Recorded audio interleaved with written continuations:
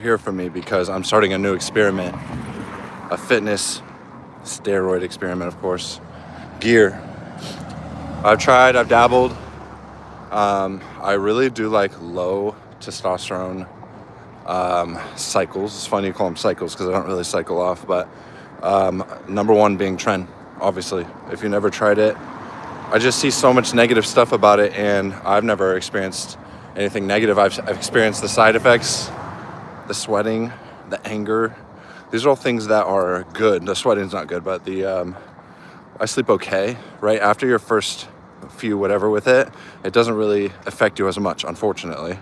Nothing seems to compare to that first cycle, really. But you find your numbers. You know what works.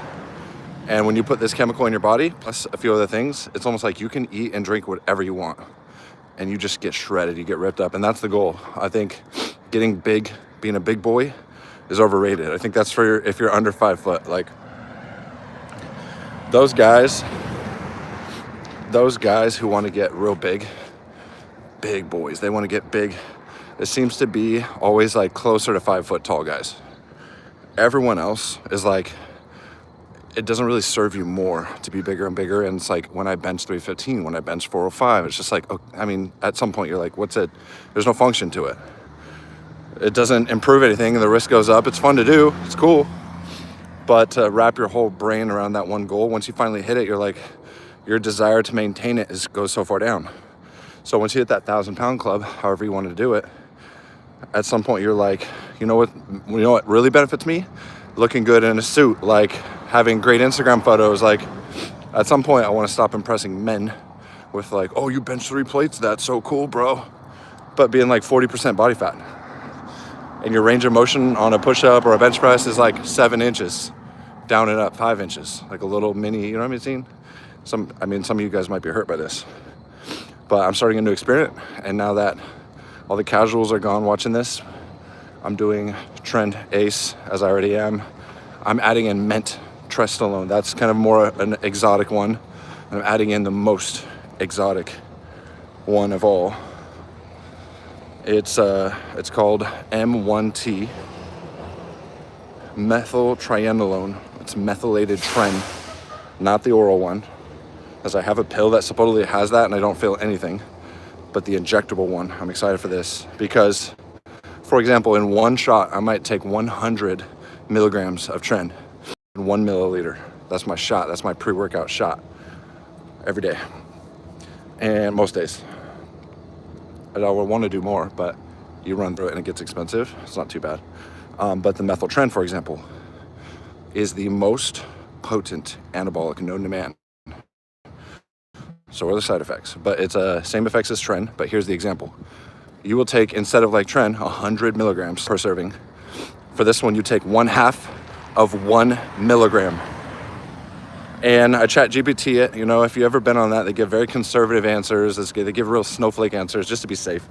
And it said, you should expect extreme aggression and hardness and visible, I gave my body fat percentage and everything, visible difference in the first 24 hours after the first dose. Sweating, they included that, sweating and like maybe anxiety. So I'm excited, really excited to dabble with that one. So it was Tren, it was Mint, which is Trestolone, which supposedly makes you feel really good. And I've never taken a steroid that makes you feel really good. The biggest concern is how it might create gyno. But I do have 2 estrogen blockers, the strong ones. It's busy out here. The strong ones, cabergoline and letrozole, I think. And then there's the Aromasin that might want to pick up a different one, but letrozole is specifically for breast tissue. It blocks the estrogen receptor in that part of the body. So even if your stuff is aromatizing, it won't aromatize to the titty muscle, right? Because I had a bubbling of gyno before, right? As you would, if you're not blocking it, it's normal. But if you catch it early, you can reverse it completely. It's not permanent until it sets in. But I remember like me running with my shirt off in the summer was everything. And the minute I felt like it was such a small amount, like nobody would really notice, but I noticed. It was enough to like, I don't even want to take my shirt off, and that was huge.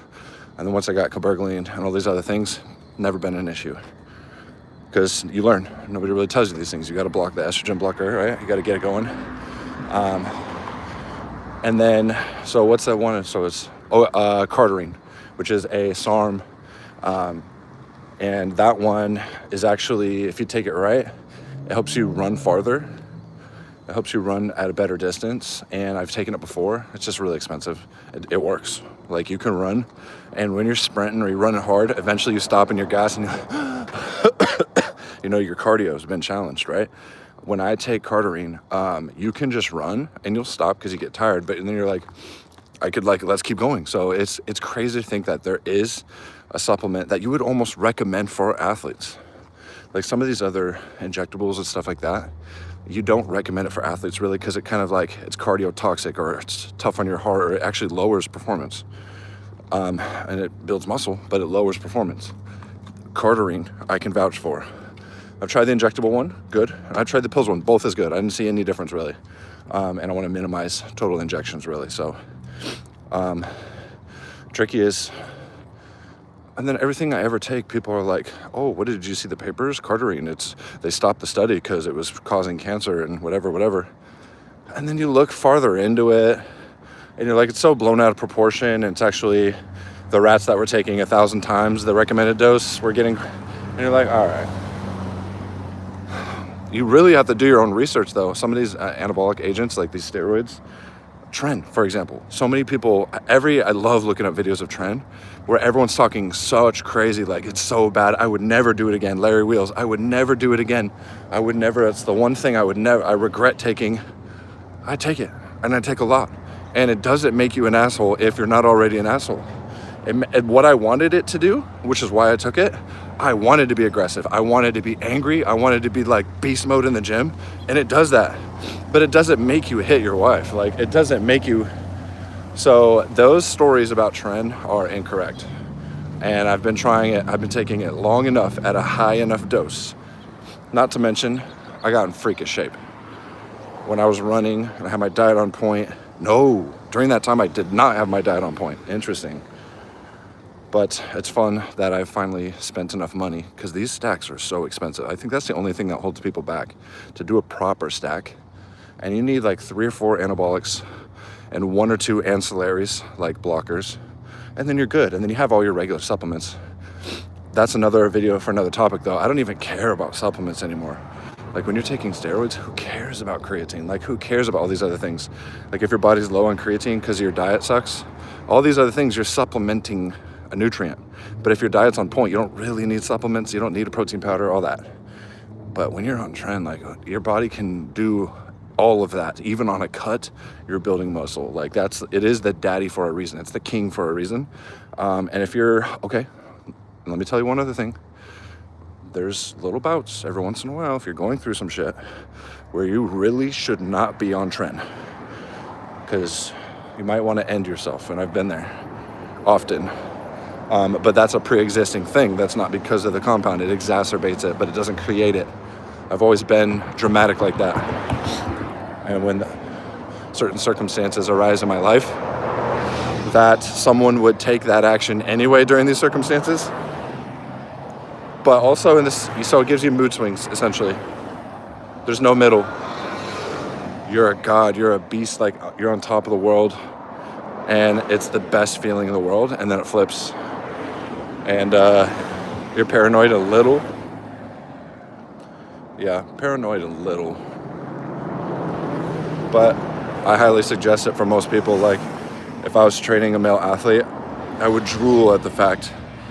I would drool at the ability to possibly get him on Tren.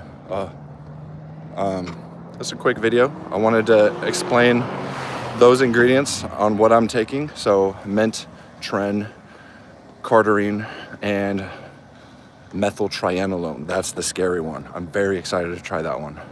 Very excited. That was the one that might put me in the ground. So that should be exciting. But I wanted to update you, or at least put this video. This is, some people keep asking me like, why? And you're like, I don't know, it's like the desire to be the best I possibly can be. And once you decide that, even like I did, how many years did I do natural? Like way too many. 15 years of just in the gym, 20 years of in the gym, 20 years of in the gym, natural, like lifting heavy. And I was fitter when I was natural. My diet sucks now, and I'm really busy and stressed as crazy now that I own a business. I have better photos of when I was natural. But now it's like I want to explore, and life is all about that. So that's what we're doing. I wouldn't say it's a love, but I found it very helpful to start running.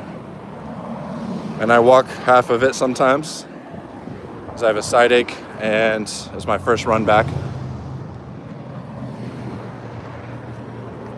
And I drank earlier today, and I'm gonna drink right after this. So my I haven't had much water. I'm feeling kind of like, ugh. You can always feel it. But that's another thing. That's why you take some of these things. That's why you get in super fit shape, because there's no better feeling, and maybe you haven't felt it, of being the best you've ever been, the best you've ever felt. There's no better feeling. And when you get there, you go, there's more. There's more at the top. There's more room. Like, I could be better. I could start this. I could try this. There's this I'm not doing right on my diet. It's like an addiction. And hopefully you guys can share that sentiment with me.